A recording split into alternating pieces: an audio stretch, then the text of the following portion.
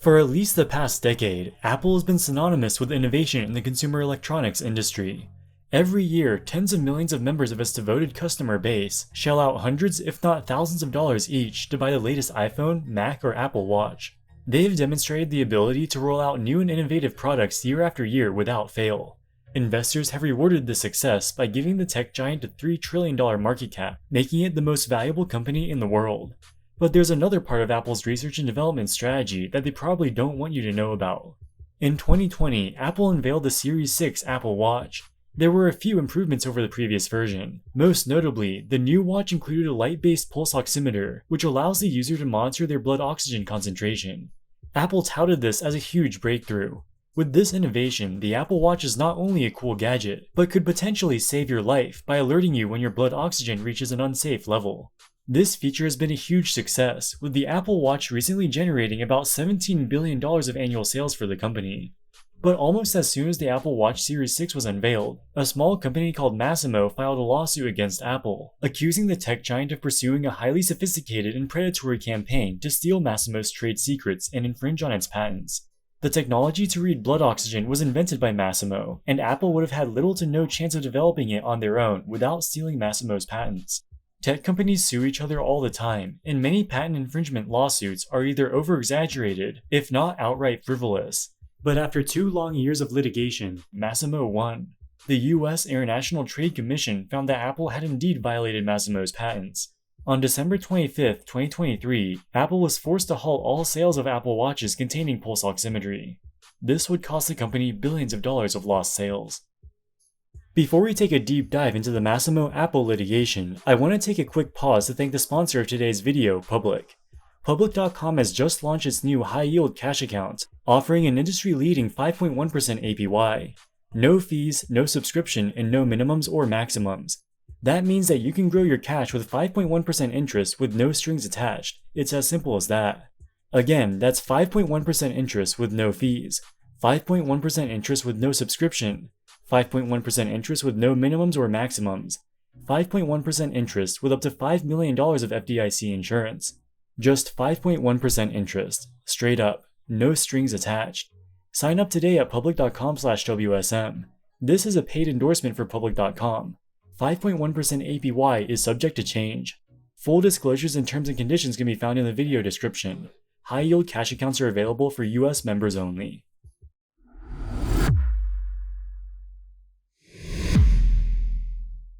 And now back to the video. Founded in 1989, Masimo is a medical technology company focused on the development of non-invasive patient monitoring devices. One of the first areas they focused on was light-based pulse oximetry. This is a method that estimates the concentration of oxygen in the blood by shining light onto the patient's skin. It then measures how much of the light was absorbed. Based on how much light is absorbed, you can estimate the concentration of oxygen.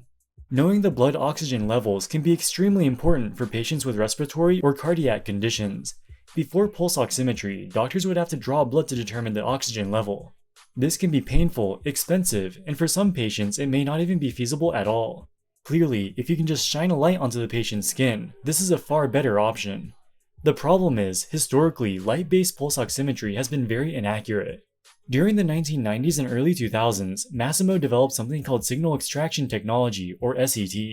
SET can differentiate between arterial blood and venous blood, that is, blood being pumped out of the heart and blood being pumped back into the heart. By measuring arterial and venous blood separately, Masimo was able to obtain far higher levels of accuracy than what had ever been achieved before. Masimo created a number of blood oxygen monitoring devices with their technology. They successfully patented the technology and gained FDA approval for a number of their devices, which they sold mostly to hospitals.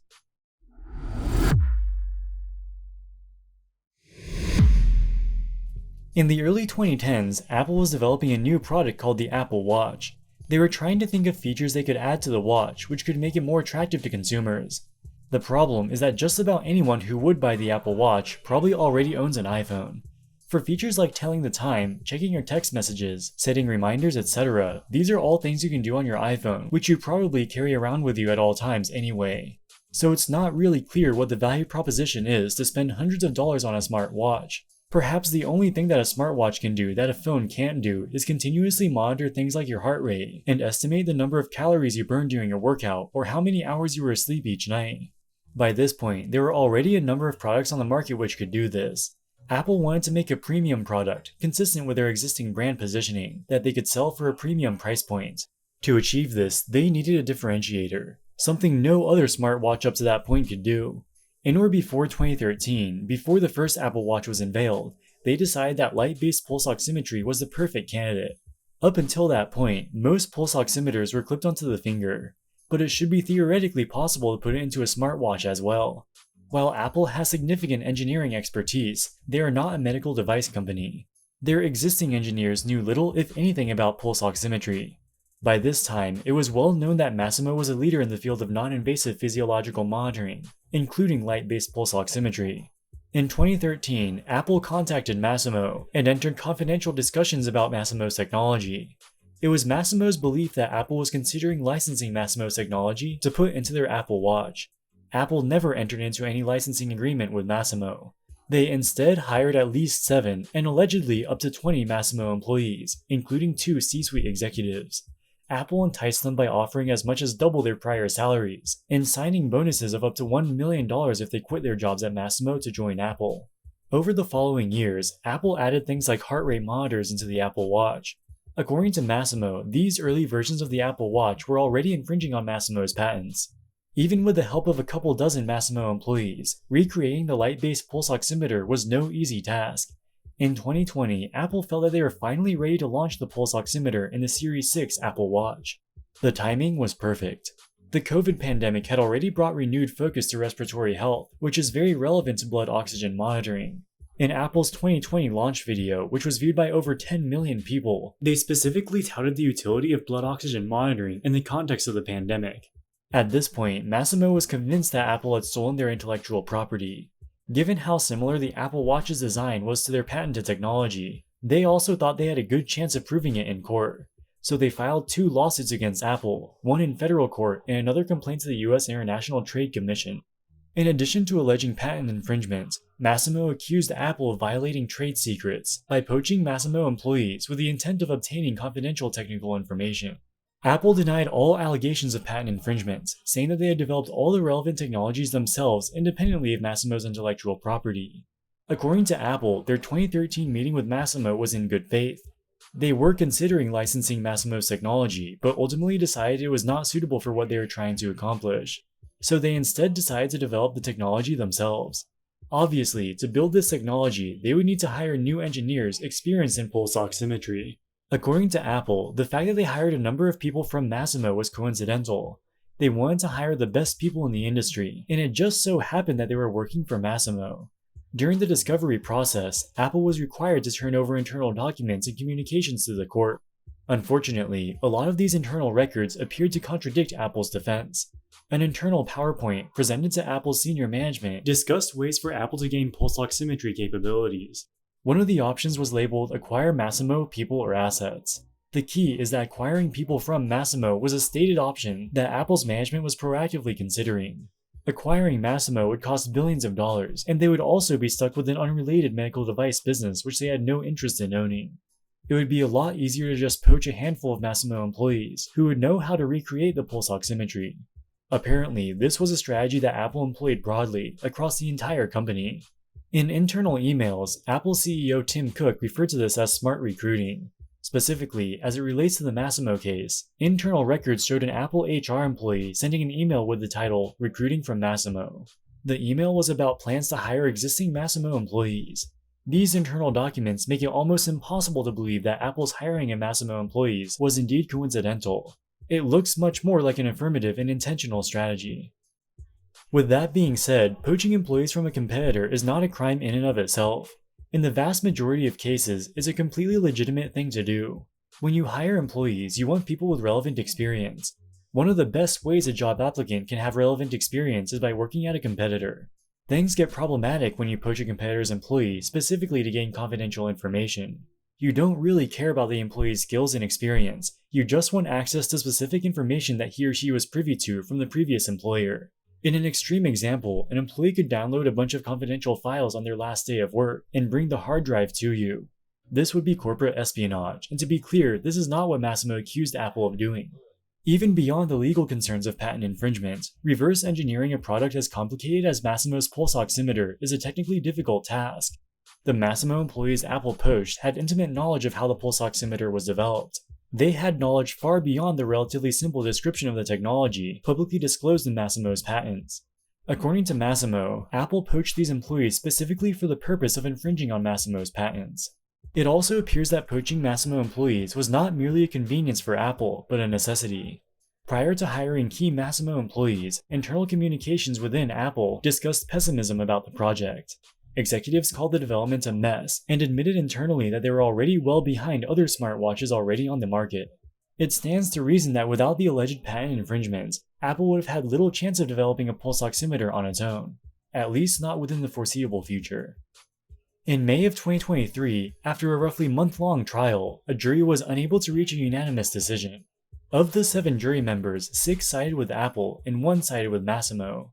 To reach a conclusion, the jury must be unanimous, so there will be a new trial in 2024. However, the hung jury didn't mean that Apple was completely out of the woods. In addition to the jury trial, Masimo also filed a complaint against Apple to the U.S. International Trade Commission, or ITC. The ITC is tasked with regulating imports into the United States to make sure they comply with US laws. Because Apple watches are assembled in China and imported into the US, they fall within the ITC's jurisdiction. In October of 2023, the ITC found that Apple had indeed violated a number of Masimo's patents.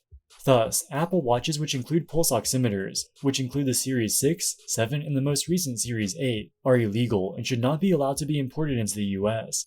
In late December, Apple was forced to stop all sales of affected watches in the US. This includes all the watches they currently sell, with the exception of the cheaper SE model, which does not include pulse oximetry.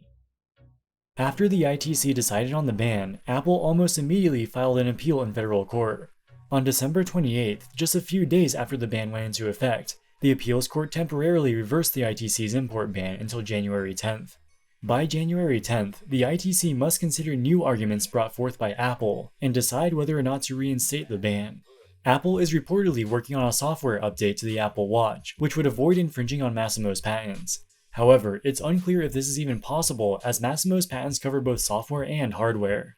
Plus, the pulse oximeters they currently use already suffer from low accuracy.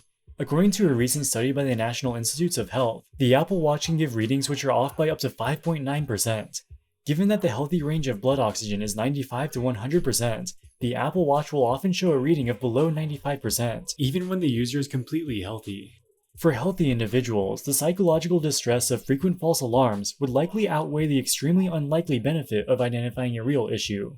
Even worse, due to the high frequency of false alarms, even if the Apple Watch detects a real health issue, the user may disregard it thinking it's a false alarm.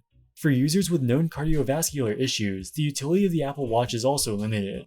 The Apple Watch only takes measurements at infrequent intervals. Thus, it would likely fail to detect a rapid drop in blood oxygen, which could require immediate medical attention.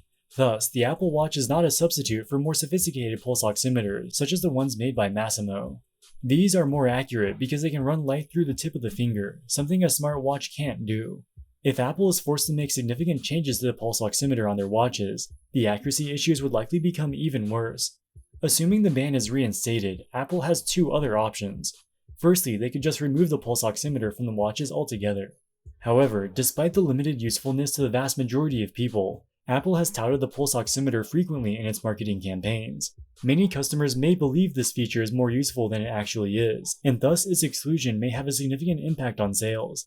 The second option is to pay Masimo to license the technology. However, giving Masimo a favorable deal may set a dangerous precedent and catalyze lawsuits from other patent holders. According to Masimo's CEO, Apple has thus far shown zero interest in negotiating a licensing deal.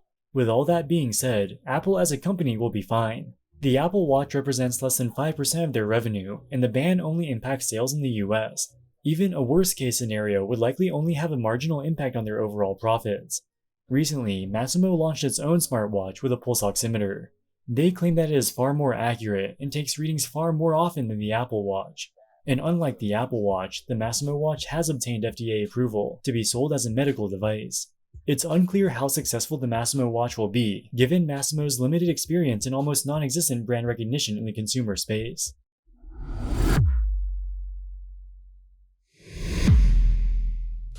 Apple's infringement of Masimo's pulse oximetry patents may not be an isolated incident. In fact, there is some evidence to believe that borrowing other companies' innovation has been at the core of Apple's DNA from the very beginning. In 1970, Xerox, which was one of the most innovative tech companies at the time, created the Palo Alto Research Center, or PARC, which developed personal computing technologies. Around that time, Xerox made a venture capital investment into a small startup called Apple.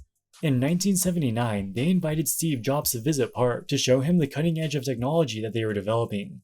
Presumably, they thought that they might be able to partner with Apple someday and didn't view the small startup as a competitive threat. At PARC, Jobs saw the experimental Xerox Alto computer. Xerox had developed it a few years prior, but had neglected it as they were skeptical that personal computers would ever gain market adoption.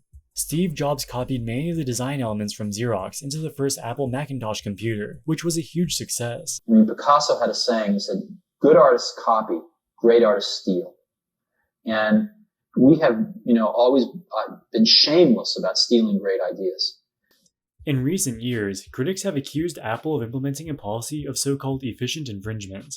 They would allegedly intentionally infringe on other people's patents, due to Apple's massive resources and extensive experience in litigation.